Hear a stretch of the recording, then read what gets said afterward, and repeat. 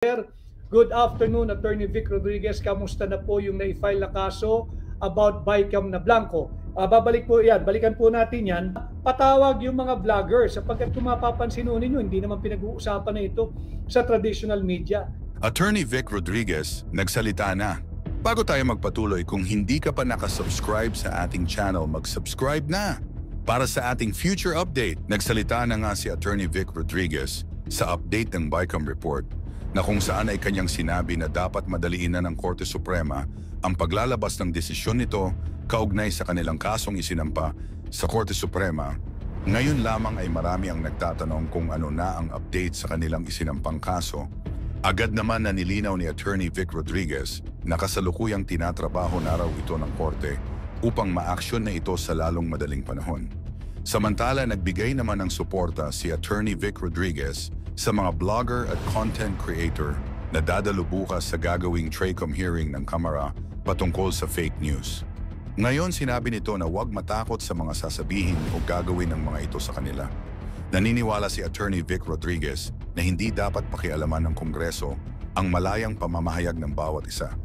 Para ating lubos na maunawaan, ating pakinggan ang kanyang buong pahayag. Kamusta na po yung na-file na kaso about Bicam na Blanco? Balikan po natin yan. Ito rin po yung issue ngayong eleksyon. Kaya nga po, fight distortion, fight distraction, fight deception. Pag-usapan po natin paulit-ulit yung illegal, invalid, unlawful, immoral, unconstitutional, and criminal 2025 budget.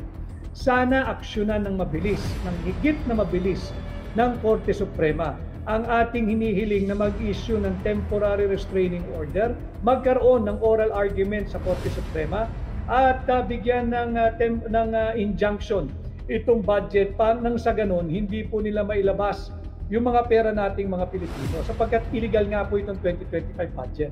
Pagka inupuan o pagka na-delay pa yung aksyon ng Korte Suprema, baka pag naglabas ng injunction, wala nang laman yung 2025 budget. Ang mangyayari, paper victory lang ho tayo. Panalo ka sa papel pero nailabas na po nila yung pera. Diyan takot ang administrasyon ni Bongbong Marcos pag inabutan sila ng injunction o ng temporary restraining order at injunction. Bakit? Matitigil po yung kanilang akap, matitigil po yung kanilang AIX, matitigil po yung daang-daang bilyong piso nila na nakatago dyan sa unprogrammed appropriation ng tinatawag nating pork barrel. Kung saan nakatago ang korupsyon ng mga mambabatas.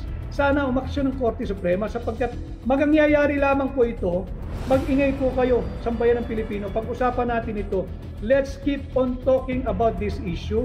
Let's intensify public pressure para po aksyonan ng Korte Suprema. Ang Korte Suprema, alam naman din po nilang tama't mali. In fact, nagdiskurso na po sila doon sa PhilHealth. At meron nga pong napag-usapan dyan sa Korte Suprema nung nagkaroon ng oral argument. May nagsabi na po na isang mahistrado na sinasabi niya na hindi po totoo na maraming pera ang PhilHealth. In fact, inilabas doon na bangkarote ang PhilHealth. Bangkarote na ang PhilHealth. Sabi ng mahistrado, base sa COA reports, marami po talaga, bangkarote ang PhilHealth. Binigyan pa po ng zero budget ni Bongbong Marcos ngayong 2025. Paano na yung mga senior citizens, yung mga persons with disability, paano na yung mga kababayan nating mahihirap na nakaasa sa PhilHealth? Zero budget po this year at sinabi po ng isang hukom na bangkarote po ang PhilHealth. Ito po yung mga usapin na pilit inilulubog ng Marcos administration dahil wala po silang tugon dito. Hindi nila kayang sagutin dahil alam nila illegal yung kanilang ginagawa, alam nila binubudol nila ang sambayan ng Pilipino at higit sa lahat, alam nila na nabisto na po natin sila. Alam na po na higit na maraming Pilipino na binubudol tayo ng Marcos administration. Ito po ang ating pag-usapan. Yung sinasabi nating distraction, ano naman po yung bagong distraction? Bukas ay na dumating sa aking kaalaman na magsasagawa ng hearing yung komite ng Kongreso. At ang kanilang didinggin, di umano, ay ipinatatawag yung mga vloggers. Maraming vloggers ito, mahigit 30 ito 39 or 40 or 41 vloggers yata ang ipinatatawag. At alam mo ninyo, bukas po ang ating prosecutor's office. Bukas po yung ating mga korte. Kung sa tingin niyo naman na siya ay naagrabyado dahil sa isang vlog o public discourse ng sinumang vlogger, yung vlogger o hindi lang vlogger ito ito po ay miyembro ng tinatawag nating new media. Yung ating mga kasama sa social media na may vlog po sila, may kanya-kanyang platform or channel. Alam mo ninyo, kung sa tingin ninyo kayo nasaktan o naagrabyado ng mga miyembro ng new media, bukas po ang mga remedyo sa ilalim ng Revised Penal Code at ng ating special law. Sampahan ninyo ng libel, sampahan ninyo ng cyber libel, sampahan ninyo ng damages or danyos. Subalit, malinaw po sa napakaraming desisyon ng Korte Suprema, ang mga public officials ay hindi po nararapat na balat sibuyas. Kung kayo po'y pinupuna, karapatan lang po punain ng sambayan ng Pilipino ang inyong mga actuations, ang inyong behavior, ang inyong conduct, and the way you carry yourself in public. Sapagkat kayo po'y pasahod mula sa buwis ng sambayan ng Pilipino. Hindi po kayo dapat balat sibuyas. And ako ho ay nakasuporta at nakikisa sa mga vloggers na may hearing po yata o may gagawing pagdinig bukas. Tatandaan lang po ninyo, you have to just invoke Article 3, Section 4 of the Constitution. Ang linaw po dyan Yang provision na yan starts in the negative. No law, walang batas ang maaaring ipasa na siyang kikitil, maglilimita o pipigil sa ating kakalayaang magsalita, magpahayag o magbalita. Malinaw po yan, Article 3, Section 4, i-invoke nyo po yan. And alam ko may mga abogado kayo, banggitin din po ninyo na siguro mag-file ng isang motion sa Korte Suprema na aksyonan yung inyong hinihingi dyan sa inyong petisyon sapagkat meron na namang apparently gagawing pagdinig bukas at kayo ay pinagpapaliwanag bakit kayo ay hindi dapat i-cite in contempt. Even yan, i-cite din po ninyo. Alam ko, ang abogado ninyo, matinik yan. Kilala kong personal, si Attorney Silvestre Bebot Bello. Magaling yan. Sabihin ninyo sa kanya na ipaalala rin na yung Article 3, Section 12 ng ating saligang batas. Malinaw po dyan no torture, force, di bali na ho yun, walang torture, walang force. No torture, force, violence, intimidation, or threat shall be imposed upon the person of anybody that shall vitiate his or her will. Malinaw po ang Article 3, Section 12 dyan. Si one politician, Attorney Vic, sabi ni kung ito daw po ay invitation pero bakit po kailangan mag-show cause or kung hindi naka-attend or hindi nila nagustuhan ng rason na absent yung inimbita nila. Kaya nga po, ipaliwanag lang ninyo. Pwede namang sulat yan that there is a pending petition before the Supreme Court at hindi pwedeng pangunahan yan dahil nag-file na nga ho kayo ng kaso sa Supreme Court. Humihiling na kayo ng remedyo sa Korte Suprema. Dapat yan ay respetuhin din ng judiciary ng legislative department. At paalala nyo rin ho sa kanila yung Article 3, Section 12 that there shall be no force or threat or violence, intimidation or threat na pwede pong no torture, force, violence, intimidation or threat. Bawal po iyan. Yung violence, malinaw po yan. Yung violence so hindi lang physical violence. Nandiyan po yung psychological violence, emotional violence. Hindi ba? Nandiyan yan Yung inyong financial violence, economic violence. Imaginein mo, kung ikay isinight ng in contempt, ikay idimitin ng halimbawa lang, 2 linggo hanggang 1 buwan. Hindi o pa economic or financial abuse or violence yan, paano ka kikita? Paano ka kakain? Paano ka magbabayad ng iyong mga utilities? So, malinaw sa ating saligang batas, i-invoke niyo po iyan. That there shall be no torture, force, violence. Marami po yung violence, hindi lang physical. Emotional, intellectual, Psychological violence, nandyan po lahat yan. Intimidation, hindi ba intimidation yun? Iwinawagayway yung banta na kayo ay will be cited in contempt. Hindi ba threat iyon?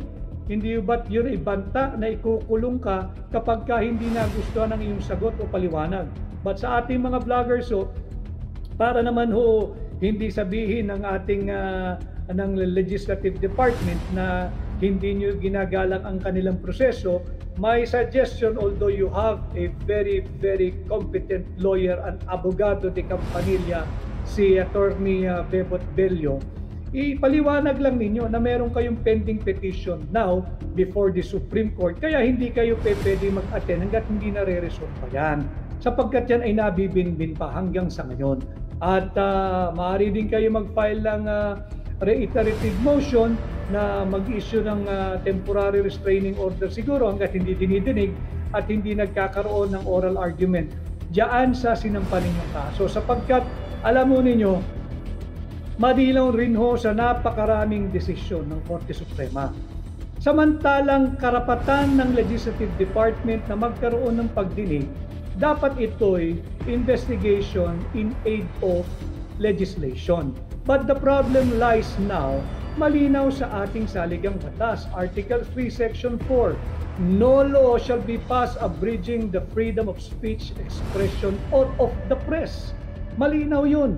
It starts in the negative, no law. Walang batas. So anong didinggin mo? That will be in aid of legislation. Yung sinasabing baka may pang-aabuso, bukas ang libro ng Revised Penal Code sa libel. Bukas ang libro ng ating special law pagdating sa cyber libel. Andyan din yung ating civil code para pag damages. So kung merong nasasaktan o sa tingin nila ay agrabyado sila, bukas ang ating prosecutor's office, ang mga piskalya, bukas ang ating korte. At paalala, sa lahat ng mga nasa gobyerno, whether ikay elected or appointed, malinaw din sa ating mga jurisprudence o yung mga actual decided cases ng Korte Suprema na hindi kayo dapat balat sibuyas dahil bilang mga lingkod bayan, ang inyong sinasahod ay nagmumula sa buwis ng ordinaryong Pilipino. Ang tingin ko po dito, yung sinasabi nga nating distraction. Dahil gustong masikin ang karapatan ng Pilipino sa isang malayang pagpapahayag, nariyan yung pressure na patawag yung mga vloggers sapagkat kung mapapansin ninyo, hindi naman pinag-uusapan na ito sa traditional media. Yung mga miyembro na lamang ng social media o yung new media ang nagtatalakay at nagdidiskurso nito. Kaya wag po tayong pumayag na sila'y patahimikin. Ito po ay, for me, it's an assault on press freedom. This is an assault on free speech. Again, what is my basis? You just have to read over and over and over again Article 3, Section 4 of the Constitution na nagsisimula sa negative. No law shall be passed abridging the freedom of speech, expression, or of the press. Ang linaw. Malinaw na pinag-uutos at pinagbabawal ng ating saligang batas yan. Ngayon, ang problema sa mga miyembro ng Kongreso, meron na rin yung desisyon ng ating Korte Suprema, dami na na hindi kayo pwedeng mag-aktong prosecutor, police, investigador, tapos kayo rin ang huhusga bilang hukom. Bawal po yun. Ang investigasyon po, wala po kayong kapangyarihan na sabihin kung merong naganap na krimen at ano yung mga naganap na krimen. Pangalawa, kung sino-sino yung dapat demanda at panagutin sa sinasabing krimen o naganap na krimen. Pangatlo, lalong wala silang kapangyarihan i-identify yung papel ng bawat isa sa inaakusahan. At higit sa lahat, wala silang karapatang sabihin kung sinong guilty o hindi guilty dahil hindi sila korte. Hindi sila korte. Malinaw po yan. Jurisprudence na po yan na desisyonan na. Yang kasong yan ng matagal na panahon ng ating Korte Suprema. Kay Mikhail Yuri, like what happened to Colonel Grijaldo,